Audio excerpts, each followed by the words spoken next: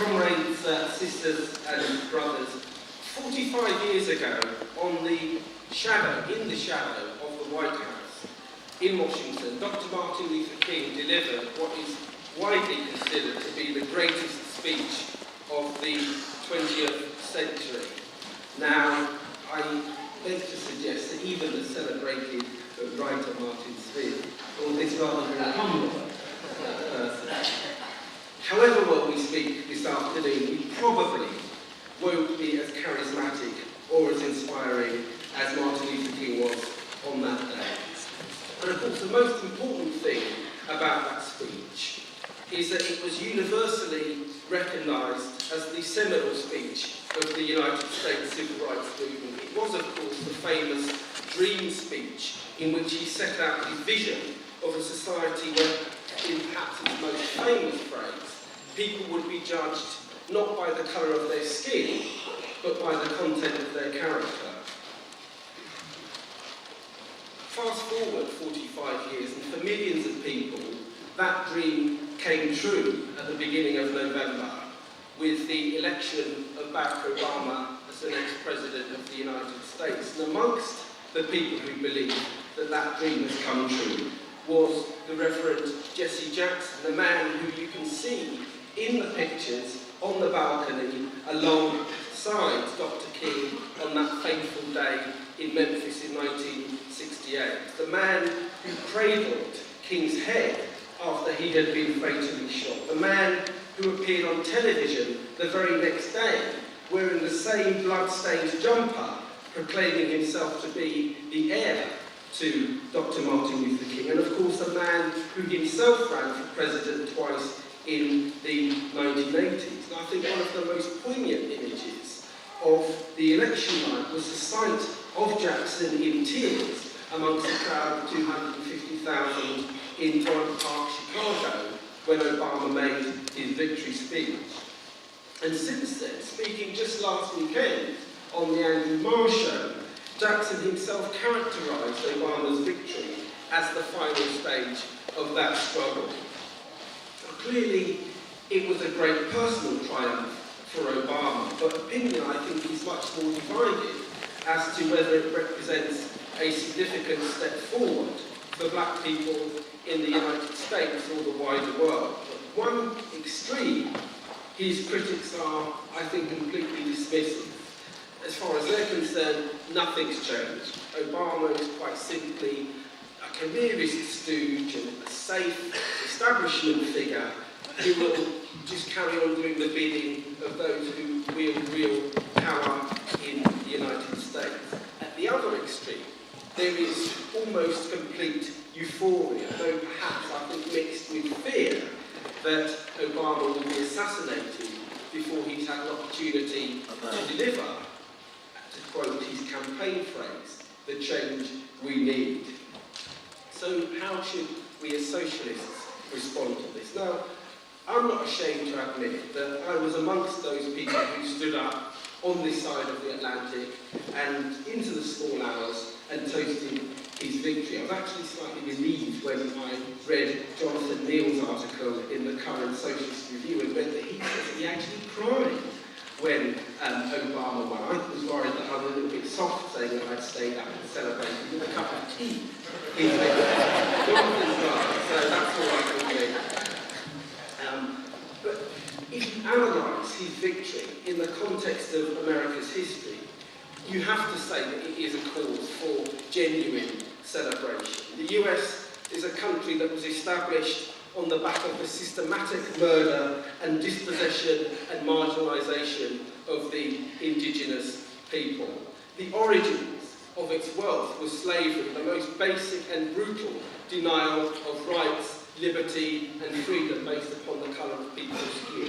As a direct result of slavery, it has a racial divide that has never been fully bridged, in no small measure a consequence of the historic compromise between the northern and the southern states. And still today, it has levels of segregation in both the north and south that those of us who have been born and brought up in British towns and cities would find quite breathtaking. And we should remember that in many ways, America is still a relatively young country, just a couple of years old. Remember, too, that the first dozen or so American presidents could quite literally have owned Barack Obama. Remember, too, that the mixed-race union of his parents was still illegal in many states at the time that he was born in the 1960s, and you begin to understand the magnitude of the change that has occurred. Of course, apologies would have us believe that this is the latest glorious chapter in the history of the United States, the ultimate vindication of that other dream that we're all supposed to believe in, and we always hear about, the American dream. It's as if this is something that kind of flows automatically out of the American Constitution, part of the natural character of Americans, their drive to succeed and to be the best. Now, what is the real truth? The real truth is, of course, that Obama owes a huge debt to the civil rights movement. At its most basic level, it was that struggle that won black people the right to vote in the first place.